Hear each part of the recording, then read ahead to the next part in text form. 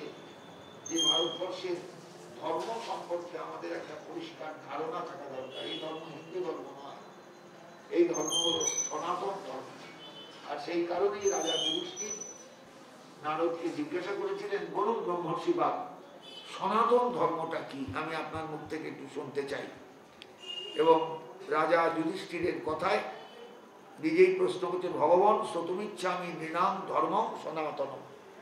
সনাতন মানেই হলো চিরকাল যা চলেছে, চিরকাল যা আছে, চিরকাল যা ছিল, তার নাম সনাতন, ইটারনাল। সেই সনাতন ধর্ম ভারতবর্ষে একটা ছিল চিরকাল।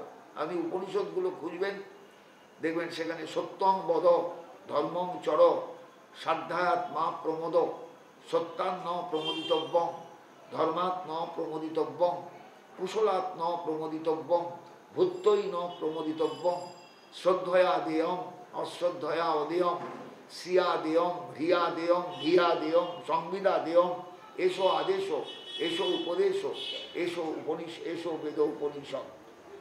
এগুলো উপনিষদের উপদেশ। কত যুগ আগের কথা, কত যুগ আগে এই উপদেশগুলো একসময় দিয়েছিলেন ঋষিগণ উপনিষদের ভাষায়। শ্রদ্ধা করে যখন দান করবে, শ্রদ্ধা সহকারে দান করবে। ভিখিরি বারবার তোমাকে বিরক্ত করছে, এটা টাকা ছুড়ে দিলাম, তা নয়। শ্রদ্ধয়া দেয়ম, একটা পয়সা দিলেও শ্রদ্ধার সঙ্গে দেবে। অশ্রদ্ধয়া অদেয়ম, কখনো অশ্রদ্ধার সঙ্গে দেবে না। এগুলো সব সনাতন ধর্মের কথা। সত্যং বদ, সত্য কথা বলো। ধর্মম চরো, ধর্ম আচরণ করো। এই ধর্ম কিন্তু কিচ্ছু বলা নেই যে ধর্মটা কি, ওয়াজিব ধর্ম। তার মানে লোকায়ত ধর্ম। যখন যে যুগে যেভাবে মানুষ চলেছে, সেই যুগে লোকায়ত ধর্ম, যা মানুষের কল্যাণ করে, সেটাই ধর্ম। এইভাবেই চলে আসছে। ধর্মং চর সাধ্যায়াত মা প্রমোদ, কখনো শাস্ত্র আলোচনার থেকে সরে আসবে না, শাস্ত্র আলোচনা করবে। সাধ্যায়াত মা প্রমোদ সত্যাৎ ন প্রমোদিতব্যং, সত্যের থেকে কখনো ভ্রষ্ট হবে না। ধর্মাৎ ন প্রমোদিতব্যং, ধর্মের থেকে কখনো ভ্রষ্ট হবে না। কুশলাৎ ন প্রমোদিতব্যং, কবে পড়েছে এগুলো? আমাদের পাঠ্য ছিল এক সময়, মনে পড়ছে? কুশলাৎ ন প্রমোদিতব্যং, কুশল মানে মঙ্গল, জীবনের যেটা মঙ্গলজনক, তার থেকে কখনো সরে আসবে না। ভূত্তই ন প্রমোদিতব্যং, তোমার যাতে ভূতি মানে কল্যাণ হয়, তার থেকে সরে আসবে না। ভূত্তই ন প্রমোদিতব্যং শ্রদ্ধয়া দেয়ং, যখন দান করবে শ্রদ্ধাপূর্বক দান করবে। অশ্রদ্ধয়া অদেয়ং, অশ্রদ্ধা করে কখনো দান করবে না। শ্রিয়া দেয়ং, তোমার যতটুকু আছে, ইংরেজিতে বলা আছে cut your coat according to your cloth. তুমি কোটটাকে সেইভাবেই কাটবে যতটুকু তোমার কাপড় আছে। কাপড় নেই, তুমি কোটটাকে বড় করবেই বা কী করে, আর ছোটো করবেই আবার কী করে। যতটুকু কাপড় ততটুকু তোমার কোট হবে। এটা হলো ইংরেজি প্রবাদ, cut your coat according to your cloth. তোমার কাপড় যতটুকু আছে তুমি পেয়েছো, সেই অনুযায়ী তোমার জামাটা তৈরি করবে। তার মানে কি? শ্রদ্ধয়া দেয়ম, অর্থাৎ যখন দান করবে, শ্রদ্ধয়া দেয়ম অশ্রদ্ধয়া অদেয়ম শ্রিয়া দেয়ম, তোমার যতটুকু শ্রী আছে, তোমার পকেটে যতটুকু অর্থ আছে, সেই অনুযায়ী দান করবে, যে এইটুকু দিলে আমার সংসারের কোনো অসুবিধা হবে না। এর নাম হলো শ্রিয়া দেয়ম। তুমি একবারে লোক দেখিয়ে ঢাক পিটিয়ে তুমি দান করছো, কখনো করতে যাবে না।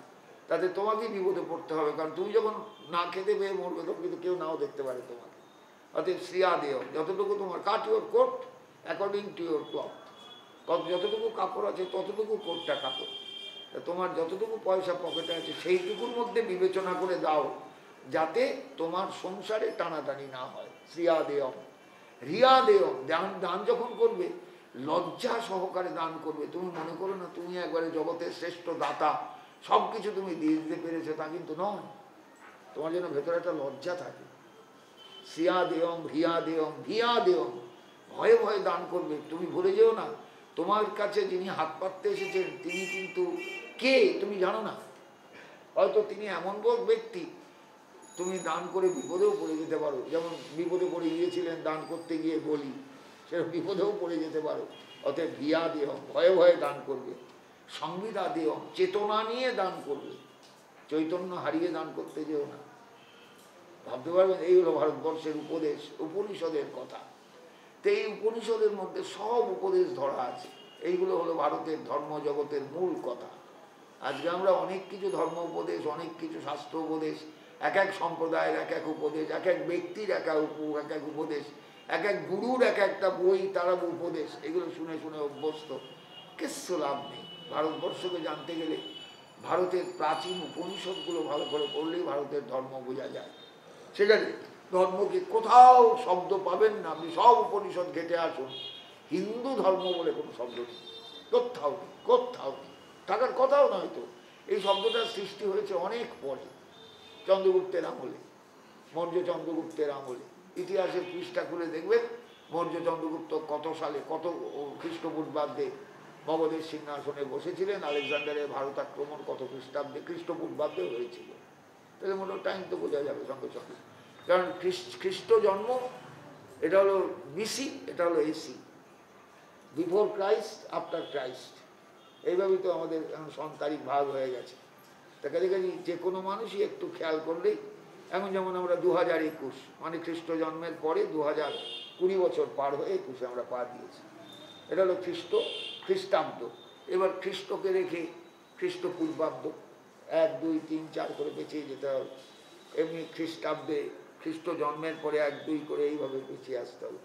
এইভাবেই সময়গুলোকে হিসাব করতে হয়। BC, AC, before Christ, after Christ, ক্রাইস্টের জন্মের আগে, ক্রাইস্টের জন্মের পরে। এটা ইংরেজরা আমাদের, যেহেতু আমাদের ইতিহাস ইংরেজরা বুঝতো না, আমাদের ইতিহাস তো আর আধুনিক কায়দা লেখা ছিল না।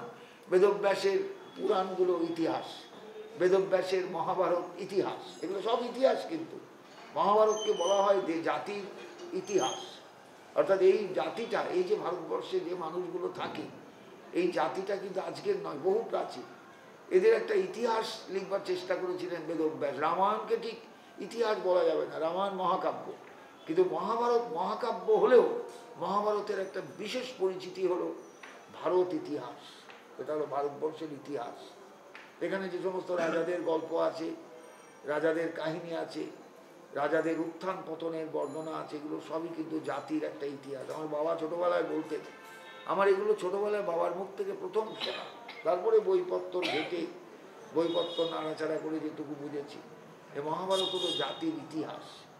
এই যে জাতিটা, এই যে রেস মানে জাতি, এই যে ভারতবর্ষের মানুষ, এখানে হিন্দু, মুসলমান, শক, হুন, পাঠান, মোগল সবই আছে, এই সবাইকে নিয়েই একটা জাতি, ভারতবর্ষের ভারতীয় জাতি। এই জাতির একটা ইতিহাস আছে, সেই ইতিহাসটাই হলো মহাভারত। এবং কথাটা কিন্তু সত্য, যদিও সেখানে একটা পারিবারিক গল্প আছে, একটা কাঠামো আছে, একটা স্ট্রাকচার আছে, কিন্তু তার মধ্যে এর সঙ্গে এটা লেগে, ওর সঙ্গে ওটা লেগে, ওর সঙ্গে ওটা লেগে, এর সঙ্গে এটার গাঁটছড়া বেঁধে, ওর সঙ্গে ওটার গাঁটছড়া বেঁধে। আপনি মহাভারত পড়তে পড়তে আপনার মনে হবে আমি শুধু একটা পারিবারিক কাহিনী শুনছি তা নয়, যে শান্তনুর ছেলেপিলেগুলোর বিবরণ শুনছি তা নয়, এটা হলো ভারতবর্ষে বসবাসকারী মনুষ্য জাতির একটা ইতিহাস। কারণ কুরুক্ষেত্র যুদ্ধে দেখবেন সারা ভারতবর্ষের কোনো প্রদেশ বা কোনো জায়গা বাদ ছিল না কুরুক্ষেত্র যুদ্ধে ইনভলভ হতে। এই ইনভলভমেন্টটা কি করে হয়, কি করে সম্ভব, আমি এখনো পর্যন্ত এর উত্তর পাইনি। যে এই যে ভয়ঙ্কর একটা ইনভলভমেন্ট, এরা ধরুন যে মধ্যদেশ থেকে আসছে, যে কেকয় থেকে আসছে, যে গান্ধার দেশ থেকে আসছে, সুবল, গান্ধার মানে তো কান্দাহার, আজকের আফগানিস্তান, তো সেই এই যে এত দূর দূর থেকে এসে কুরুক্ষেত্র যুদ্ধে এসে যুদ্ধ হচ্ছে, এরা কি লাভের গুড়ের জন্য এসেছিল সেদিন? কি লাভের গুড় এরা ভাগ পাবে? কৌরব পাণ্ডবদের মধ্যে যে জয়ী হবে সে কি এদের ভাগ দেবে? তাহলে এরা এলো কেন, ইনভলভমেন্টটা কেন হলো? এই হলো ভারতবর্ষের জাতির ইতিহাসের একটা বৈশিষ্ট্য। কারণ এই যুদ্ধটা ছিল যেন মরণ বাছনের লড়াই, আর ভগবান শ্রীকৃষ্ণ আড়ালে থেকে এই যুদ্ধটাকে একটা রূপ দেওয়ার চেষ্টা করেছিলেন ভালো এবং মন্দের লড়াই, মানে সু এবং কু। কৌরব এবং পাণ্ডব মানে সু এবং কু, এদের পরস্পরের লড়াই, যার জন্য সারা ভারতবর্ষ ইনভলভ হয়ে গিয়েছিল এই যুদ্ধে। কুরুক্ষেত্র যুদ্ধে সেই দিন, কুরুক্ষেত্রের রণাঙ্গনে সেই সময় সারা ভারতবর্ষ এসে যুক্ত হয়ে গিয়েছিল। এটা শুধু কৌরবদের পাণ্ডবদের যুদ্ধ আমি বলবো না, কখনোই নয়। কারণ এত রাজারা কোন লাভের আশায় এসেছিল? তারা তো জানতো যে যুদ্ধক্ষেত্রে গেলে হয় বাঁচবো নয় মরবো, দুটোর একটা হবে। যুদ্ধে হয় জয় নয় পরাজয়। পরাজয়ের দলে যদি থাকি তাহলে আমাকে মরতে হবে, আমার ডেড বডি নেওয়ারও লোক কেউ আসবে না, আমি যেখান থেকে এসেছি আমার ডেড বডি নিয়ে আমার কেউ লোক আসবে না, আমার গিন্নিকে আমি রেখে এসেছি, আমার রাজত্বে সেও কাঁদতে আসবে না, সেও বিধবা হয়ে বৈধব্যের বেশ ধারণ করবার জন্য এত দূর আসবে না, আমি এখানেই চিরকাল হারিয়ে যাব। সবাই জানতো। কিন্তু এই হলো ভারতবর্ষের এই যুদ্ধের সবচেয়ে বড় একটা অদ্ভুত দিক, যে সমস্ত ভারতবর্ষ সম্মিলিত হয়েছিল একটা যুদ্ধক্ষেত্রে। আমি এখনো পর্যন্ত সেই উত্তরটা পাইনি যে হোয়াই সমস্ত ভারতের ইনভলভমেন্ট কেন, এই জাতিটা এক বলে ইনভলভমেন্ট এক জায়গায়। ভারতবর্ষ একটা জাতির দেশ, ভারতীয়, উই আর ইন্ডিয়ান। এই যে বাংলা ইংলিশটা আমরা বলি, এই বোধটা কিন্তু মহাভারতের যুগ থেকেও কিন্তু চালু আছে। মহাভারতের যুগেও আমরা সবাই ভারতীয়, এরকম একটা ভাব, এরকম একটা বোধ। আজকের আধুনিক যুগের কথা নয়, 5000 বছর আগের কথা ভাবনা। আমার কুরুক্ষেত্রের রণভূমিতে দাঁড়িয়ে শুধু এই কথাটা বারবার মনে হয়েছে, চারদিকে তাকাচ্ছি, ফাঁকা জমি, গাছপালা আছে, ধুধু ধুধু করছে চারদিক, বিরাট বড় প্ল্যাকার্ড লেখা আছে রণভূমি। অর্থাৎ এই জায়গাটাকে এখনো একবারে আলাদা করে রাখা হয়েছে, যেন এখানে কেউ এসে কোনো রকম বেলেল্লাপনা না করে, বদমাইশি না করে, কোনো রকমের এই জায়গাটার পবিত্রতা নষ্ট না হয়।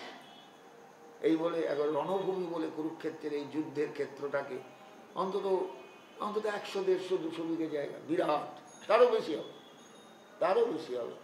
এখন গাছপালা আছে, এই দিকে পেছন দিকটায় বাড়ি ধাড়ি হয়ে গেছে, কিন্তু এই সামনেটা একবার প্লটটা অদ্ভুত, একবারে ফাঁকা চারদিক।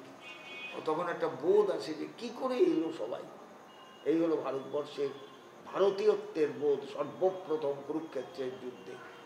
আমরা ইন্ডিয়ান, আমরা ভারতীয়, আমাদের ধর্ম এক, আমাদের সভ্যতা এক, আমাদের কৃষ্টি এক, সংস্কৃতি এক। নইলে সারা ভারতবর্ষ কোন এক জায়গায় এসে যুদ্ধ করতে মিলিত হয়?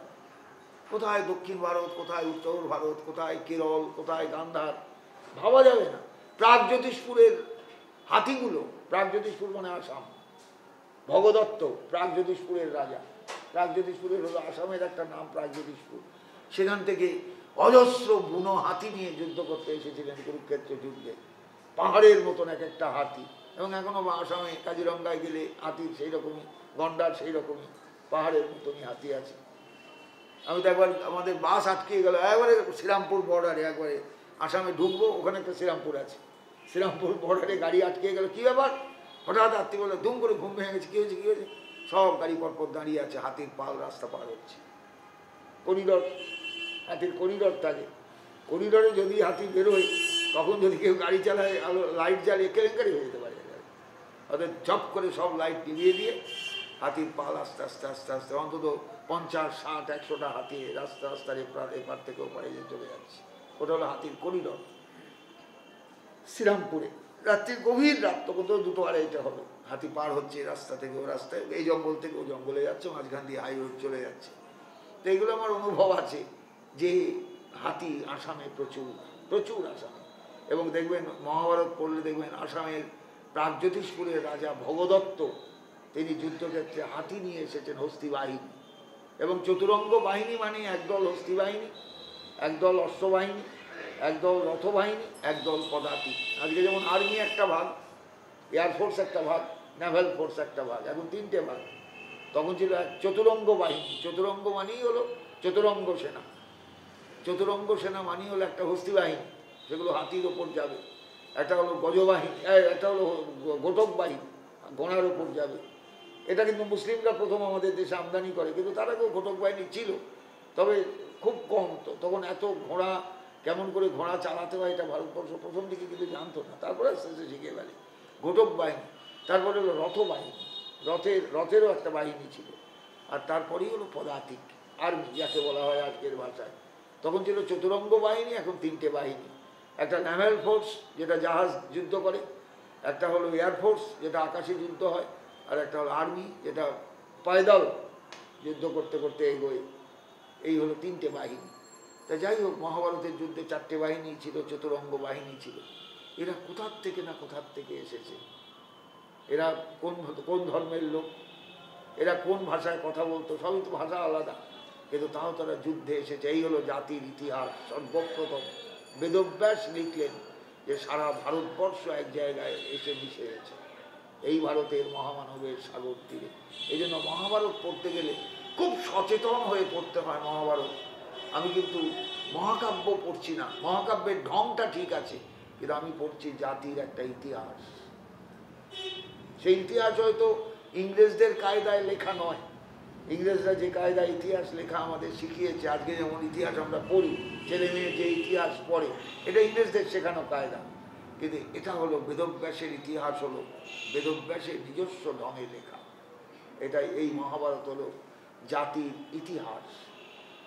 এইবার পুরাণগুলোও কিন্তু সেই ইতিহাস। এই যে পড়ছি মহাভারত, ভাগবত পুরাণ, এটাও কিন্তু ইতিহাস। দেখবেন এর মধ্যে ইতিহাস খুঁজে পাবেন।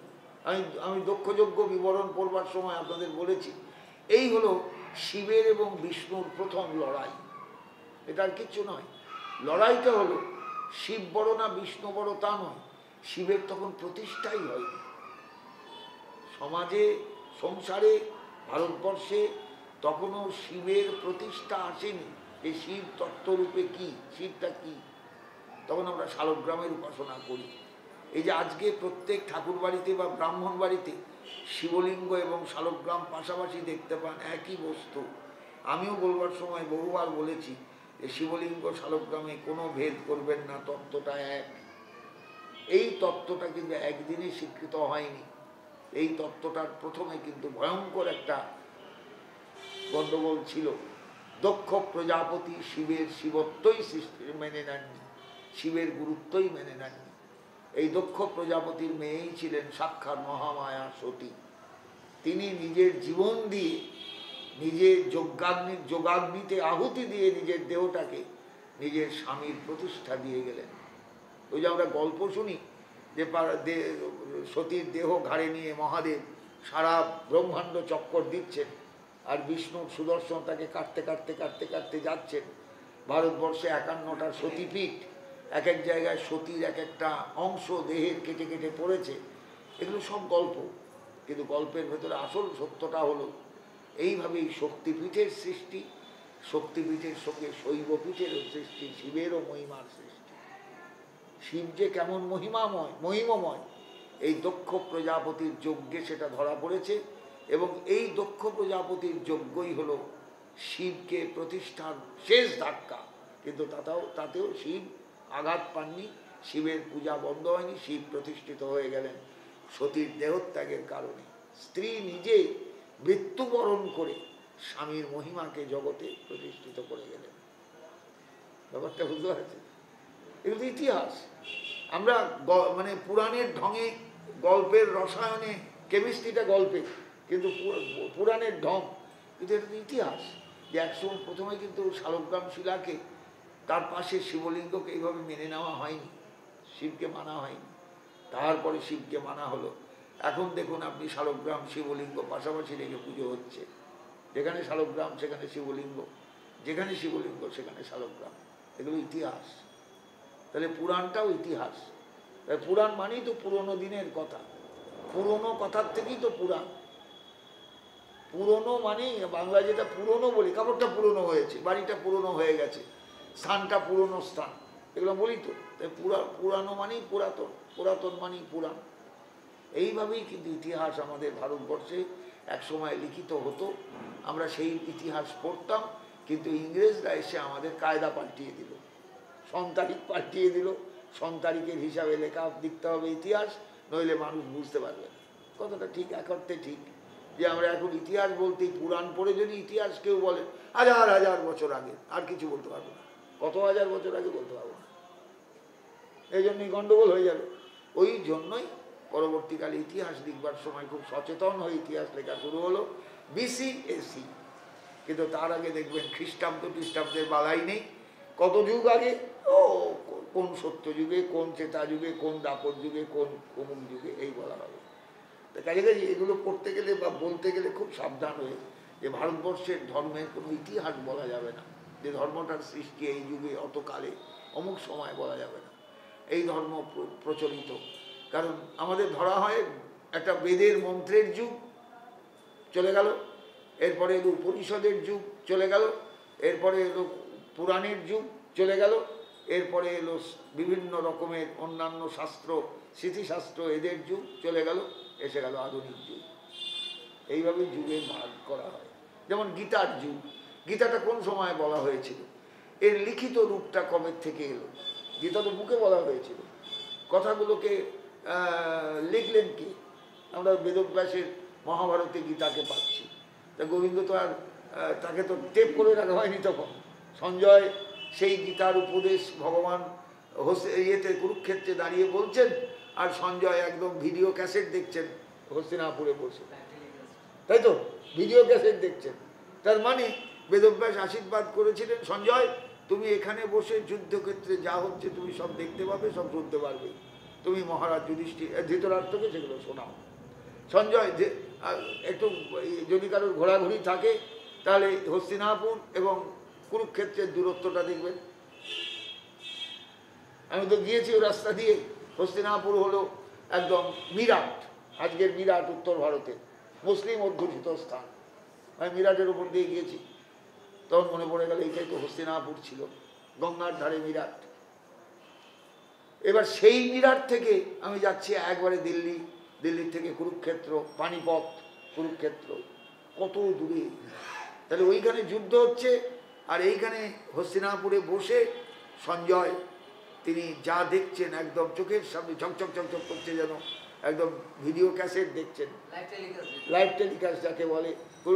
ইডেনে খেলা হচ্ছে, আমরা ঘরে বসে দেখছি, ঠিক তেমনি একদম তিনি দেখছেন যে শ্রীকৃষ্ণ উপদেশ দিচ্ছেন। এবার উপদেশ যখন দিচ্ছেন, শোনাচ্ছেন ধৃতরাষ্ট্রকে, তিনি কি লিখেছিলেন? না। এইখানে একটা ফাঁক আছে।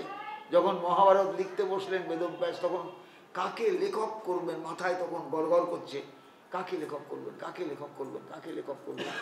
হঠাৎ মনে পড়ে গেল গণেশের নাম। গণেশ রাজি হলেন না, না না আমি পারবো না, খুব কাকুতি মিনতি করলেন। গণেশ রাজি হলেন, তুমি যদি না থামো, মানে কন্টিনিউয়াস তোমাকে বলে যেতে হবে, তাহলে আমি লিখতে রাজি আছি। বেদব্যাস বললেন ঠিক আছে আমি বলবো। বেদব্যাস তিনিও চালাক, ইনিও চালাক, দুজনে মানে সেই ইয়েতে আটে কাঠে একবারে লেগে গেল। ঠিক আছে আমি কিন্তু বলবো, আমি কিন্তু লেখার সময় যে কথাগুলো বলবো তুমি কিন্তু শুনেই সঙ্গে সঙ্গে লিখবে না, বুঝে নিয়ে তারপর লিখবে। যদি দেখো কথাগুলোর মধ্যে জটিলতা আছে তাহলে আমার কাছে জিজ্ঞাসা করবে, ওই ফাঁকে আমি আবার একটু চিন্তা করে নেব, আমার বলার টাইম পেয়ে যাব আমি। বেদব্যাস কম কৌশলী নন। গণেশ লিখতে বসলেন, এইবার শুরু হলো মহাভারত লেখা। গণেশ লেখক, বেদব্যাস বক্তা, আর সেই মহাভারত ভারতবাসী পড়ে যাচ্ছে হাজার হাজার বছর ধরে। বোঝা গেল? এই যে শ্লোকগুলো যেগুলো গণেশ পর্যন্ত আটকে যেতেন, তার নাম হলো ব্যাসকূট। মহাভারতে এমন কিছু শ্লোক আছে যেগুলোর ব্যাখ্যা করতে গেলে মাথা খারাপ হয়ে যাবে। এও হয় ও হয়, এও হয় ও হয়, এও হয় ও হয়, না হলে কোনটা ডালা লাভ। বলে দিয়েছেন গণেশকে, তুমি কিন্তু না বুঝে লিখবে না। আমি বলে গেলাম আর তুমি লিখে গেলে তা তো হবে না। যদি লেখার মধ্যে, যদি আমার বক্তব্যের মধ্যে কোনো দুরকম বক্তব্য হয়ে যায় মনে করো, তাহলে তুমি ভালো করে চিন্তা করবে শ্লোকটাকে। আমি তো বলে যাচ্ছি, আমি তো মুখে বলে যাচ্ছি, আমি তো লিখিত তোমায় শোনাচ্ছি না, আমি তো মুখে বলে যাচ্ছি। তুমি লিখবার সময় ভালো করে শ্লোকটাকে ভেবে নিয়ে, আগাপাস্তলা ভেবে নিয়ে, কোনটা সঠিক কোনটা বেঠিক এটা চিন্তা করে তারপরে লিখবে। ব্যাস, গণেশের কলম আটকে গেল। চিন্তা করতে হবে তো, গণেশের মতো ব্যক্তি তারও কলম আটকে গেল। বেদব্যাস ওই ভাগে চিন্তা করে দিলেন। মহাভারত শেষ হলো।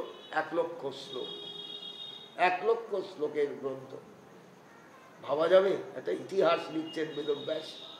এই হলো ভারতবর্ষের লেখা প্রথম ইতিহাস গ্রন্থ মহাভারত। লিখছেন কে?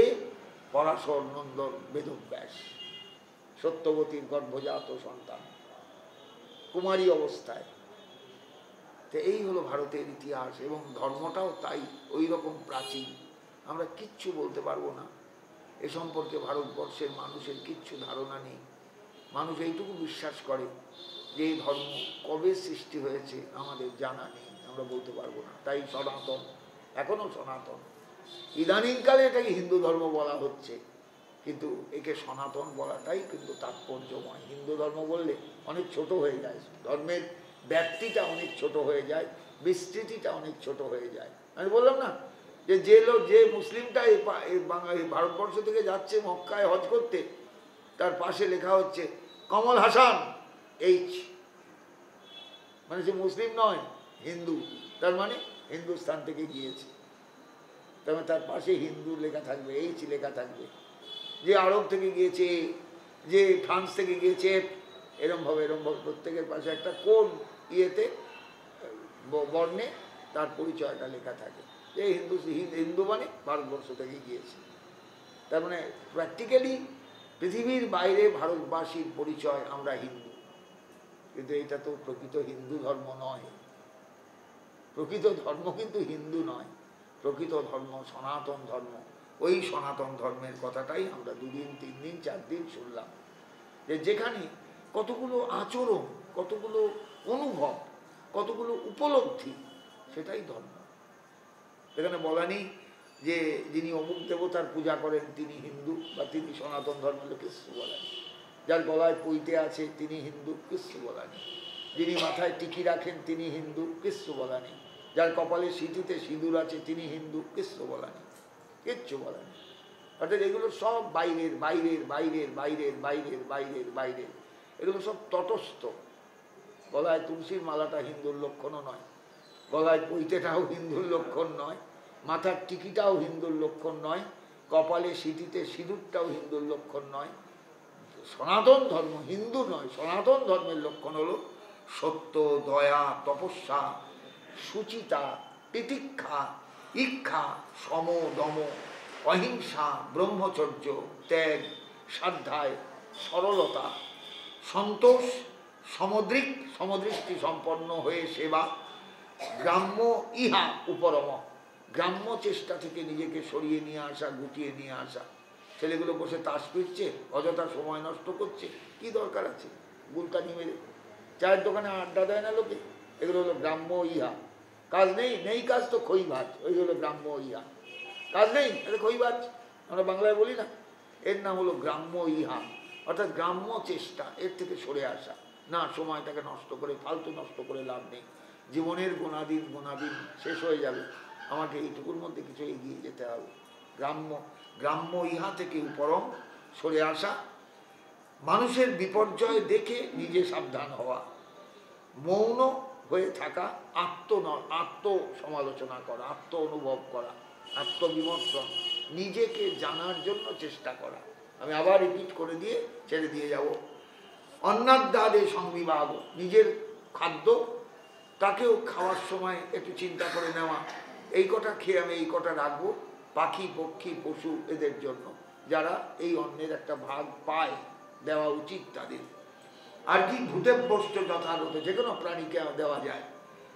তেষু আত্মদেবতা বুদ্ধি, যে কোনো প্রাণীকে আত্মবুদ্ধি, দেবতা বুদ্ধি। কোনো প্রাণীকে ছোট হিসেবে না দেখা, একটা কুকুরের গায়ে লাথি মারলাম, একটা বিড়ালের গায়ে লাথি মারলাম, এগুলো কখনো না করা। সকলের মধ্যে ঈশ্বর আছে। মহাপ্রভু বলছেন জীবে সম্মান দিবে জানি কৃষ্ণ অধিষ্ঠান, প্রত্যেক জীবের মধ্যে ঈশ্বর আছে। অতএব সেই সমস্ত প্রাণীগুলো যারা আমাদের চারপাশে আছে, পাখি, পক্ষী, পশু, তাদের আত্মবুদ্ধি, দেবতা বুদ্ধি, তাদের নিজের মতো মনে করা, দেবতার জ্ঞানে তাদের শ্রদ্ধা জানানো। শ্রবণম কীর্তনম, ভগবানের নাম শ্রবণ, লীলা শ্রবণ, কীর্তন, স্মরণ, মহতাঙ্গতি। ভগবান তো মহতের আশ্রয়, তাই মহৎ যাকে আশ্রয় করে থাকে তার স্মরণ মনন এগুলো করা দরকার। আর সেবেজ্জা অবনতির দাস্যম, তার সেবা করা, তার পুজো করা, তার চরণে প্রণাম করা, দাস্য বুদ্ধিতে, নিজে আমি দাস এই বুদ্ধিতে তার সেবায় রত হওয়া। আর সক্ষম আত্মনিবেদন, আত্মসমর্পণ, তাকে সখার মতন দেখা, বন্ধুর মতন দেখা, আপনার বলে গ্রহণ করা, আত্মনিবেদন, আত্মসমর্পণ করা। আমি তোমার কাছে চিরকাল পড়ে থাকবো, আর কোনো দিকে তাকাবো না। এইগুলো হলো মানুষের ধর্ম, এই হলো ভারতবর্ষের সনাতন ধর্মের মূল স্তম্ভ, মূল বোধ, মূল চেতনা, মূল উপলব্ধি। আশা করি সবারই ক্লিয়ার হয়েছে বিষয়টা। এইবার প্রশ্ন করেনি, চলছে এখনো সনাতন ধর্ম। এইবার একটা প্রত্যেক সমাজে দেখবেন, লক্ষ্য করে আমি আজকে এটা শুধু জাস্ট ভূমিকাটা করে যাচ্ছি, প্রত্যেকটা মানুষের মধ্যে দেখবেন দুটো ভাগ, একটা বর্ণ ধর্ম, একটা আশ্রম ধর্ম। ব্রাহ্মণ, ক্ষত্রিয়, বৈশ্য, শূদ্র, এটা হলো বর্ণ ধর্ম, অর্থাৎ সমাজটাকে চারটে ভাগে ভাগ করা। সমাজে বুদ্ধির প্রয়োজন আছে সমাজটাকে টেকাতে গেলে, অতএব সমাজ বিপদে পড়লে এক শ্রেণীর লোকের মাথায় ব্রেন কাজ করে, সেই ব্রেন থেকে যে বুদ্ধি বেরোয় সেই বুদ্ধিতে সমাজ রক্ষিত হয়। এই বুদ্ধিদাতা যে মানুষগুলো, এদেরই বলা হয়েছিল সমাজে ব্রাহ্মণ। ব্রাহ্মণ মানে গলায় মোটা পৈতে আছে কাচির মতন তা নয়, ঘাড়ে টিকি আছে তা নয়। কৌটিল্য হতে পেরেছিলেন ইতিহাসে প্রসিদ্ধ ব্যক্তি, ব্রাহ্মণ বলে নয় কিন্তু, ক্ষুরোধার বুদ্ধি, সেই বুদ্ধির জন্য তিনি এখনো স্মরণীয় হয়ে আছেন। তো এই বুদ্ধির আলোকে যে সমস্ত মানুষগুলো আলোকিত সমাজে, তারাই ব্রাহ্মণ, যারা সমাজকে বুদ্ধি দিয়ে, জন্য একটা শব্দই এখন চালু হয়েছে, বুদ্ধিজীবী। কলমজীবী বলা হয়নি, বলা হয়েছে কি, কলমজীবী বলা হয়নি, বুদ্ধিজীবী, অর্থাৎ বুদ্ধির মাধ্যমে যারা সমাজে কমেন্ডারি করে, সমাজে ছড়ি ঘোরায়, তারা বুদ্ধিজীবী। ব্রাহ্মণকে বুদ্ধিজীবীর স্তরে রাখা হয়েছে, সমাজটার নেতৃত্ব দেওয়ার ক্ষমতা এদের আছে। ব্রাহ্মণ একটা ক্লাস। এইবার যারা বুদ্ধিজীবী নয় অথচ বুদ্ধি আছে, সবচেয়ে বেশি আছে তাদের গায়ের জোর, তারা কিন্তু দুটো ঘুষি মেরে দিয়ে চলে আসতে পারবে, যে ঘুষিতে কাত হয়ে যাবে প্রতিপক্ষ। মাসল ম্যান যাকে বলে। আপনি গুন্ডামি করবেন, আপনি একদম ট্যাংলা কাঠি, ঝাঁটার কাঠি, আলুর দম, তাই না? আপনি যদি চারটে গুন্ডা বসেন, আপনি কিন্তু সুরক্ষিত, নিরাপত্তা রক্ষী। দেখবেন এখন সব নেতারা যাচ্ছেন, পাশে মাসল ম্যান যাচ্ছে, একদম মাসল ম্যান, পকেটে ট্রিগার, পিস্তল সব একদম ইয়ে নিয়ে, অস্ত্র শস্ত্র নিয়ে যাচ্ছে। কেন না, এদের শক্তি আছে, এরা শক্তির মাধ্যমে ইয়ে করতে পারে, রক্ষা করতে পারে মানুষকে। এই সমস্ত মানুষকে বেছে নিয়ে ক্ষত্রিয় দলে রাখা হলো, এরা সমাজটাকে রক্ষা করবে। দুর্গার চারদিকে চারটে মূর্তি, একটা সরস্বতী, একটা কার্তিক, একটা গণেশ, একটা হলেন লক্ষ্মী। এরা আর কেউ নয়, সমাজের চারটে রূপ। ব্রাহ্মণ, ব্রাহ্মণিক কালচার, সরস্বতী বিদ্যার অধিষ্ঠাত্রী দেবী, ক্ষত্রিয় সমাজকে রক্ষা করবে, কার্তিক তার অধিষ্ঠাত্রী দেবতা, আর লক্ষ্মী সমাজ চালাতে গেলে পয়সার দরকার, ক্যাপিটাল না থাকলে, সমাজের যদি অর্থ না থাকে, আপনি যতই মাসলম্যান নিয়ে চলুন, মাসলম্যান যে এসে বলে টাকা দিন, একদিন যে আপনার চাকরি করলাম, তখন কোথায় দেবেন টাকা যদি না থাকে? তাতে অর্থের একটা বিরাট প্রয়োজন আছে। লক্ষ্মী হলেন সেই বৈশ্য শক্তি। এই জন্য সরকার চালাতে গেলে দেখুন, পুরো কৃষক আন্দোলনের 3টে আইন হয়েছে, তাদের পরে জানেন, সব কর্পোরেট কোম্পানি, সব কর্পোরেট কোম্পানির পরে। কেন? মোদী সরকার কি নির্বোধ নাকি? না, নির্বোধ নয়, খুব ভালো বুদ্ধিমানরা বুদ্ধি রাখে। তার কারণ হচ্ছে কেন না, সমস্ত কোম্পানিগুলো যদি মাঠ থেকে ফসল কিনে নেয়, চাষি তো মাঠেই দাম পেয়ে গেল, মাঠেই তো দাম পেয়ে গেল। অর্থাৎ চাষির কর্তব্য হলো মাঠে দাম পেয়ে যাওয়া। কোনো চাষির আর তাহলে মাথায় হেডেক থাকবে না, ফসল নষ্ট হোক, ফসল দুর্ভিক্ষে রোদের তাতে শুকিয়ে যাক, বৃষ্টিতে ভিজে যাক, আমার দরকার নেই, কোম্পানির সঙ্গে আমার চুক্তি হয়ে আছে, আমার 10 বছরের ফসল যা হবে কোম্পানি নিয়ে নেবে। হয়েছে? এইবার খুব ভালো, বুঝলাম, দেখতে শুনতে খুব ভালো, কিন্তু এইবার সেই কোম্পানি যদি কোনো সময় দুর্ভিক্ষ হয়, যদি কোনো সময় ফসল কম হয়, সে তো তার খরচাটা পুষিয়ে নেবে। দেখা যাবে যে ফসলটার দাম, যে বেগুনটার দাম গতবার 5 টাকায় গিয়েছে, কথার কথা বলছি, সেই বেগুনটা পরের বছর 50-100 টাকা উঠে গেল। কিনবে লোকে? সাধারণ মানুষ খেতে পারবে সবাই? সে তো তার দাম বাড়িয়ে যাবে, পয়সাটা তো তুলে নেবে বাজার থেকে। চাষিকে ভর্তুকি দিতে বা চাষিকে বাঁচাতে যে টাকাটা খরচ হয়েছে ব্যবসায়ী, সে তো কর্পোরেট কোম্পানি, সে তো তার লাভটাকে দেখবে। সে কিন্তু ধানের দামও তুলে নেবে, সমস্ত খরচা তার টাকা তুলে নেবে। কার উপর দিয়ে? এই সমাজে বাজারের উপর দিয়ে। সাধারণ বাজার, মার্কেটে আপনি যাবেন, তিনুমাই কি, এটা কি হলো, এত দাম বাড়লো কেন? ব্যাস, কিচ্ছু বলার নেই। সরকার বলবে আমি তো জানি না, সরকারের কাছে কিচ্ছু পাওয়ার নেই। কর্পোরেট কোম্পানিগুলো তাদের পয়সা তুলে নিচ্ছে।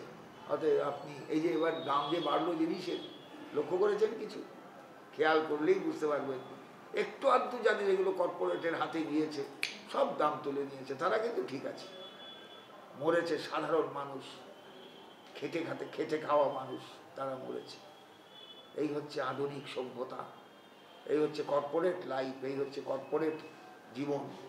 আমরা কিন্তু এগুলো বুঝবো না সাধারণ, যার জন্য কৃষকরা দিল্লির প্রান্তে প্রান্তে দাঁড়িয়ে ঝড়ে ঠান্ডায় বৃষ্টিতে ভিজে এখনো কিন্তু আন্দোলন করছে এই আইন বাতিল করো।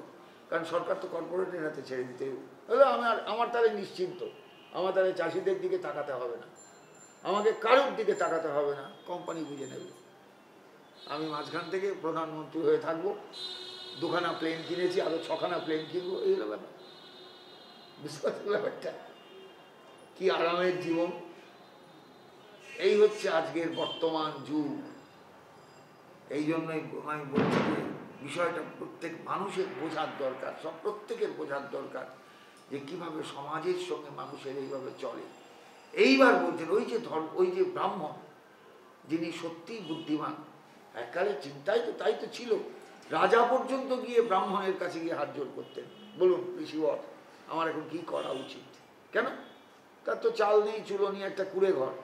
তুমি দেশের রাজা, তুমি ঋষির কাছে যাচ্ছ কেন? না, তিনি ব্রাহ্মণ, বুদ্ধি দেবেন, ভালো বুদ্ধিটা দেবেন। এই জন্য ব্রাহ্মণ একটা ক্লাস। সমাজকে রক্ষা করতে গেলে ক্ষত্রিয়ের দরকার, মাসলম্যান দরকার, অতএব ক্ষত্রিয় একটা ক্লাস। অর্থ দরকার, যে জন্য আমি এত কথা বললাম। সমাজে বৈশ্য শক্তি না থাকলে ইকোনমি চলবে না, অর্থনীতি মুখ থুবড়ে পড়ে যাবে। আজকে ভারতবর্ষের যা অবস্থা হয়েছে, মুখ থুবড়ে পড়ে গেছে অর্থনীতি। একে করোনা, তার উপর অর্থনীতির কোনো মাথামুন্ডু নেই কিচ্ছু এখন এবছর। এই কারণে এর জন্য বৈশ্য শক্তিটা ঠিক থাকা দরকার। কেন নরেন্দ্র মোদী সরকার কর্পোরেটের জন্য এত মাথা উঠিয়ে কৃষকদের দিকে ফিরেও তাকাচ্ছে না? তার কারণ হলো একটি, যে এই বৈশ্য শক্তিটা যদি থাকে, আমি টাকা চাইলে হাত বাড়ালেই টাকা পাবো, কিন্তু আমি যদি এদের হয়ে না কথা বলি, তাহলে কিন্তু এরা আমার দিকে ফিরেও তাকাবে না, আমার সরকার শেষ। আর যে কোনো রাজনৈতিক দলকে ভোটে নামতে গেলেই তো কোটি কোটি টাকা দরকার। টাকাটা কি দেবে? সাধারণ মানুষ 5 টাকার কুপন দিয়ে টাকা দেবে? এটি সেই সিপিএম এর আমল? 5 টাকার কুপন, 10 টাকার কুপন, কোটি কোটি টাকা খরচ। কল্পনাও করতে পারবেন না সাধারণ মানুষ যে কত টাকা খরচ হয় ভোটে, কোনো হিসাব নেই। কে দেবে? এই বৈশ্য শক্তি দেবে। অতএব এদের তাল দিতে হবে, এদের ভালোবাসতেই হবে। এই বৈশ্য শক্তি, ইনি হলেন লক্ষ্মী, আর গণেশ হলেন টোটাল জনতা। ওই যে বলা হয় শেষ কথা মানুষ বলবে, সবাই বলতে দেখবেন শেষ কথা মানুষ বলবে, শেষ কথা মানুষ বলবে, শেষ কথা মানুষ বলবে। এই জনতা, গণদেবতা গণেশ। এই সমাজের এই স্তরটাকে নিয়ে এইবার ধর্ম সম্পর্কে আলোচনা আসছে। এই স্তরের মানুষগুলো, যখনই মানুষকে তুমি ক্লাসিফাই করবে, ব্রাহ্মণ, ক্ষত্রিয়, বৈশ্য, শূদ্র, তখন ব্রাহ্মণের একটা কালচার, ক্ষত্রিয়ের একটা কালচার, বৈশ্যের একটা কালচার, শূদ্রের একটা কালচার, আবার তার মধ্যেও ভাগাভাগি আছে, তাদের কালচার। এগুলো নিয়ে মানুষের পরিচয়টা কি হবে? দেখুন ভারতবর্ষ কত চিন্তা করেছে দূর অতীতে, সব চিন্তা করে রেখে দিয়েছে। আমরা এগুলো কেউ পড়ি না, কেউ বুঝিও না, কেউ উপলব্ধিও করি না। আর এই সব জায়গাগুলো ভাগবতের পাঠ কোনোদিনই হয় না। একটা প্রহ্লাদ চরিত্র শোনানো হলো, ব্যাস শেষ। তারপরে যে কি বললেন দেবর্ষী নারদ, আর কেউ শোনেও না, বলেও না। এই জন্যই আমাদের ভাগবত সম্পর্কে সঠিক ধারণা নেই। সবাই মনে করে ভাগবত মানে রাধাকৃষ্ণের লীলা। কে বলেছে রাধাকৃষ্ণের লীলা? কতটুকু আছে রাধাকৃষ্ণের লীলা? কত কথা আছে তার ইয়ত্তা নেই। কালকে আমরা এই জায়গা থেকে আবার শুরু করবো যাত্রা। জয় নিতাই, জয় গৌর সুন্দর, জয় গৌর ভক্তবৃন্দ। ওম না বলবো। ওম ধিয়ম সদা পরিভবগ্ন ভবিষ্য দোহম তীর্থাস্পদম শিব বিরিঞ্চি নূতম শরণ্যম ভৃত্তার্তিহং প্রণত বাল ভবাব্দিপোতম বন্দে মহাপুরুষতে চরণারবিন্দম তক্তা সুদুস্তজ সুরেপ্সিত রাজ্যলক্ষ্মীম ধর্মিষ্ঠ আর্য বচসা যদগারণ্যম মায়াম মৃগং দ্বৈতয়েপ্সিত মন্নধাবৎ বন্দে মহাপুরুষতে চরণারবিন্দম। হরে কৃষ্ণ কৃষ্ণ কৃষ্ণ হরে হরে, হরে রাম রাম রাম হরে হরে, হরে কৃষ্ণ কৃষ্ণ কৃষ্ণ হরে হরে, হরে রাম রাম রাম হরে হরে নিতাই গৌর সীতনাথ গদাধর শিবাস প্রেমানন্দে হরি হরি बोल হরি হরি बोल হরি হরি बोल। জয় জয় শ্রী নাটুয়া গৌর সুন্দর কি, জয় জয় শ্রী রাধা রমন জিউ কি, জয় জয় শ্রী জগৎবন্ধু সুন্দর কি, জয় জয় শ্রী হরিসভা মন্দির কি, জয় জয় শ্রী নবদ্বীপ ধাম কি, জয় জয় শ্রী সুরধনী গঙ্গা কি, জয় জয় অনন্ত কোটি বৈষ্ণব বৃন্দ কি, জয় জয় অনন্ত কোটি গৌর ভক্ত বৃন্দ কি, জয় জয় শ্রী মহাদেব কি, জয় জয় শ্রী মা দুর্গা কি। আমার ছোটবেলায় মুখস্থ, আমি কোনো বইয়ে পড়ে কোনোদিন মুখস্থ করিনি অনেক কিছু।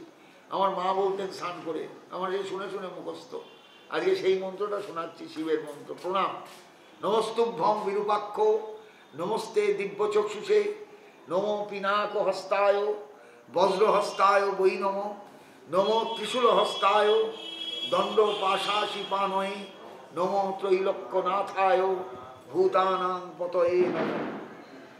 কোনো বইয়ে পাওয়া যাবে না কিন্তু, কিন্তু আমার মা বলতেন স্নান করে, গোরবারে স্নান করে বলছে নিজের মনে, আমার এই শুনে শুনে মুখস্থ। এটা খুব দারুণ স্তোত্র কিন্তু। হ্যাঁ এই দেখ, আমার মা বলতেন, আমি কিন্তু বইয়ে কোনদিন পাইনি। আমি নিত্যকর্ম পদ্ধতিতে এক জায়গায় পেয়েছি। তা হতে পারে, এই তো আমি যদি লিখে রাখি তাহলে পাওয়া যাবে, এইরকম ভাবে আর কি। কিন্তু দারুণ স্তোত্র। নমস্তুভ্যং বিরূপাক্ষ নমস্তে দিব্যচক্ষুষে নমো পিনাক হস্তায় বজ্রহস্তায় বৈ নমো নমো ত্রিশূল হস্তায় দণ্ড পাশাশি পানয়ে নমো ত্রৈলোক্যনাথায় ভূতানাং পতয়ে নমঃ। দুর্দান্ত। তারপরে বানেশ্বরে, এটা বানেশ্বরেরই, বানেশ্বরায় নরকার্ণবতারণায় কর্পূর কুণ্ড ধবলেন্দু জটাধরায় দারিদ্র দুঃখ দরণায় নমঃ শিবায়। এটা আমার প্রথম জীবনে মায়ের শুনে মুখস্থ, মায়ের কণ্ঠ থেকে। এর মূল্য সাংঘাতিক, এই জীবনে বলা যাবে না, সম্ভব। হ্যাঁ মাধুর্য মাধুর্য কারণ কর্পূর কুণ্ড ধবলেন্দু জটাধরায় দারিদ্র দুঃখ দমনায়। শিব যে কত সুন্দর। হ্যাঁ শিব মানেই তো মঙ্গল, শিব মানেই তো কল্যাণ।